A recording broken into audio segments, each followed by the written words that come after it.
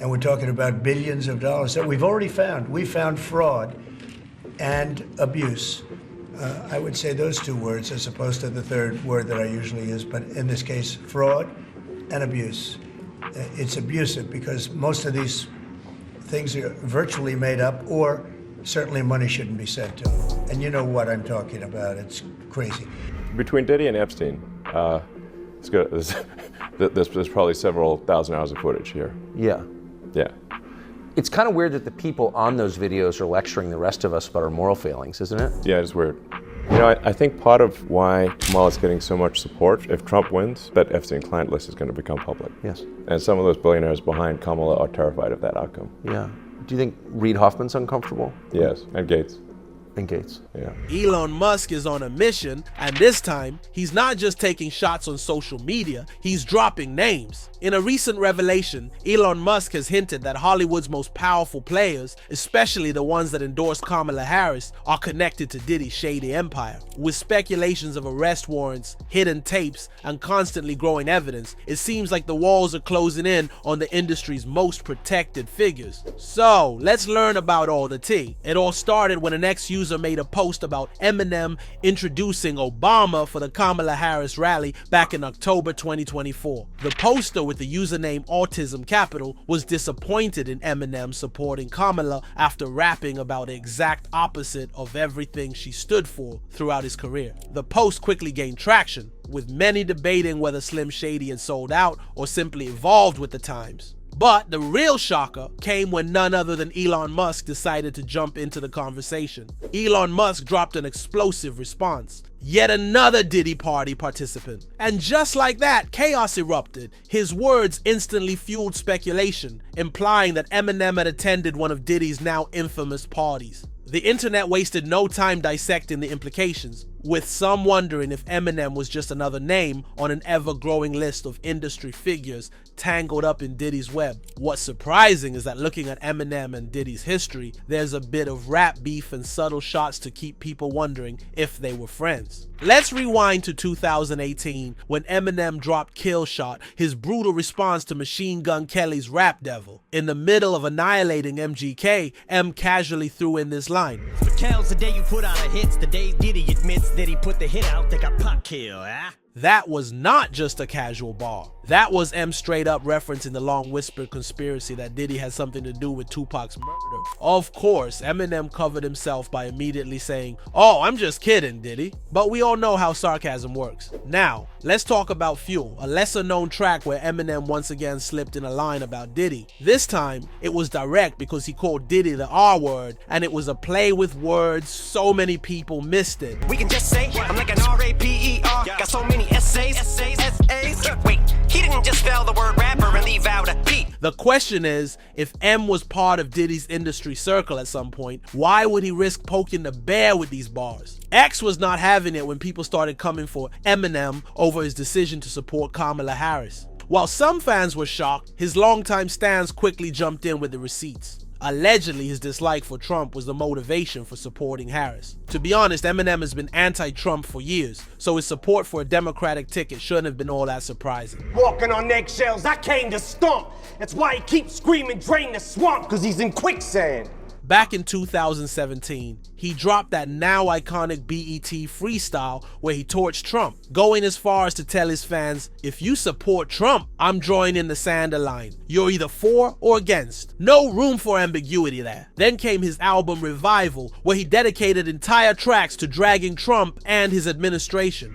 Trump has definitely inspired some thoughts, which some of it I was able to get out on the BET cipher, but sometimes I get so flustered with that whole situation.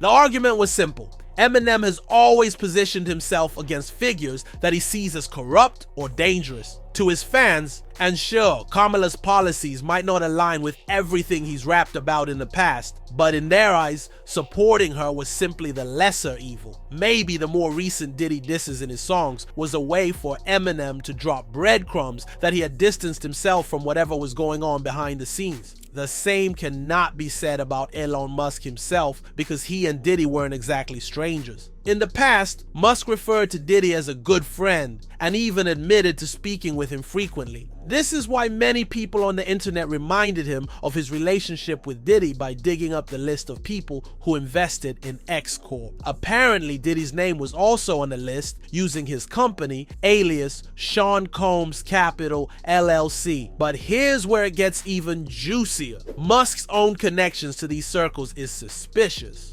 Although he is now pointing fingers, he's been spotted at events with Hollywood elites, had friendships with some of the very people he's now subtly shading, and even had his own questionable ties to Diddy. So what changed? Could it be a strategic plot now that Diddy's name is in the mud? Or did Elon only accept Diddy's investment purely from a business perspective? One thing is clear, he is completely distancing himself from the Diddy and Epstein situation, and is now claiming that Kamala supporters have ties with Diddy. And then came his interview with Tucker Carlson, where he took the whole situation up a notch. Elon Musk casually floated the idea that there might be extensive, unseen footage from Diddy's inner circles, potentially implicating other powerful figures. He also delved into the web of political endorsements, suggesting that certain billionaires are backing Vice President Kamala Harris due to concerns over the potential release of Jeffrey Epstein's client list. Elon implied that if former President Donald Trump were to win the upcoming election, this list might become public, causing unease among influential figures. He specifically mentioned Reid Hoffman and Bill Gates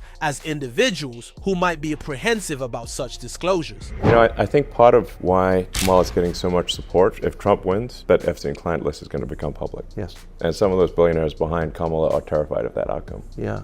Do you think Reid Hoffman's uncomfortable? Yes, and Gates.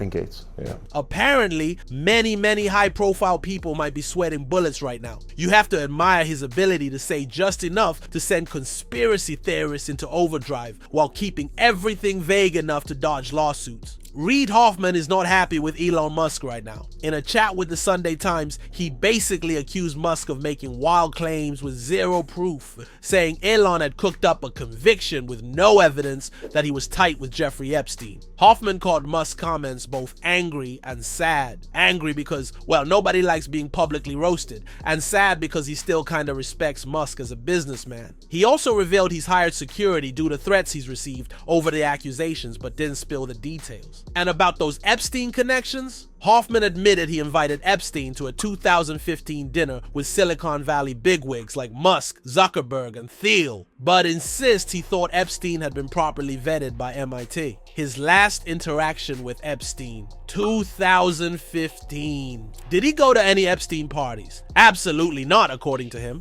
But Hoffman did admit that even being in the same fundraising space as Epstein helped repair his reputation, something he deeply regrets. Another person who is being accused of attending Epstein's party is former President Joe Biden. So nearly 90 names were released this week of people who visited Epstein's island. Number 7, that has to be Biden.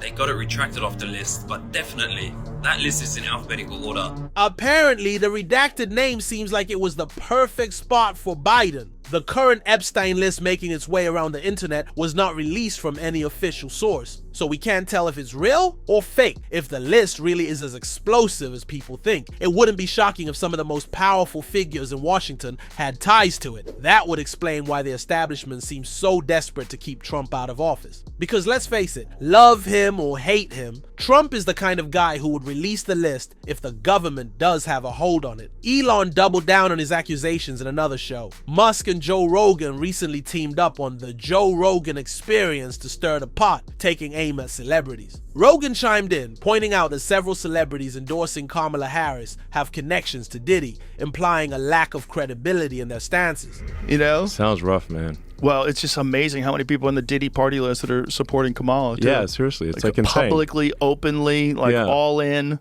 Yes. It's like J-Lo was like his ex-girlfriend. and it's like now deciding she's like warning people against Trump. I'm like, well, wait a second. So how many people did she warn against Diddy? Never one to hold back. The two questioned J-Lo's credibility in warning the public about Donald Trump, given her past relationship with Sean Diddy Combs, who faces serious allegations. In October 2024, Jennifer Lopez took center stage at a Las Vegas rally, passionately endorsing Kamala Harris's presidential campaign. She emphasized the significance of Latino voices and the power of voting. I know as President of the United States, Kamala will fight for our freedom, the freedom of immigrants and immigrant families to chase the American dream.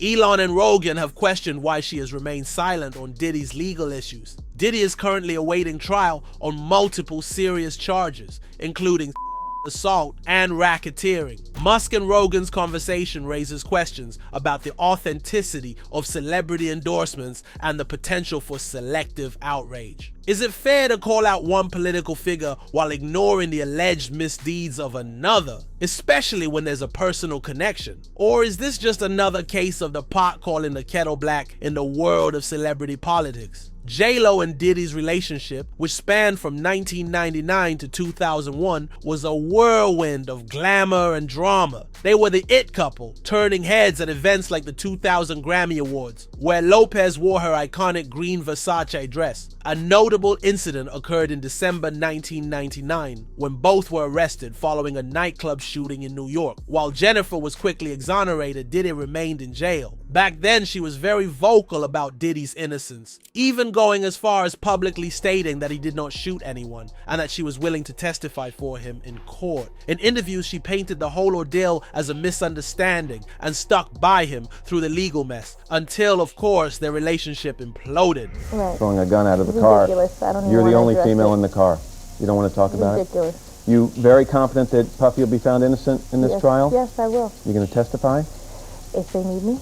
Fast forward to today, and her silence on Diddy's mounting allegations is deafening. Where's that same energy she had back then, if she could publicly defend him when gunfire was involved? Why is she conveniently mute now when the accusations are arguably even worse? Because of this, some influencers have said that she should also be brought to trial and charged so that she could testify.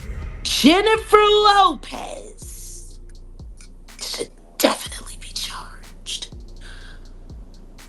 Should I keep going?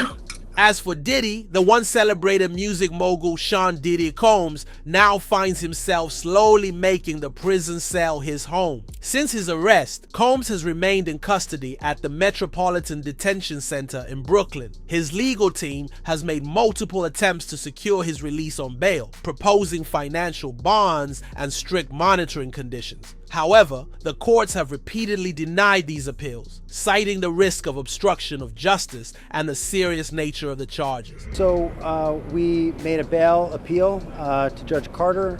It did not go our way. The fight continues. We're not giving up by a long shot.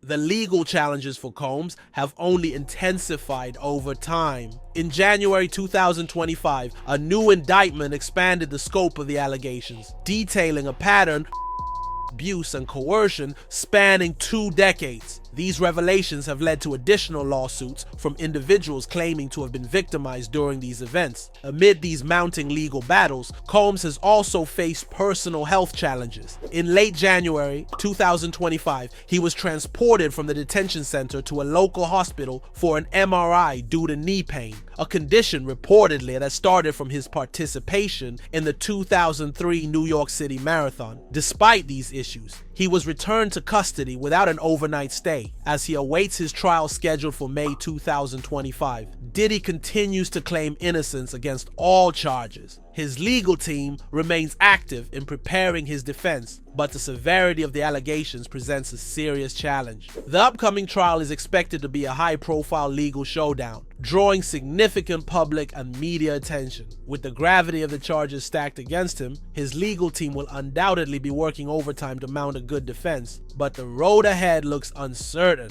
We'll be keeping a close eye on developments and bringing you the latest updates as the case unfolds. What do you think of Elon Musk's accusation? Is this a case of him truly wanting to expose the dark corners of the entertainment industry? Or is he just strategically throwing others under the bus before they drag him down with them? One thing's for sure, when Musk starts tweeting about a scandal, it's either because he knows something the rest of us don't, or because he wants to control the narrative before someone else does. Let us know your thoughts in the comments below.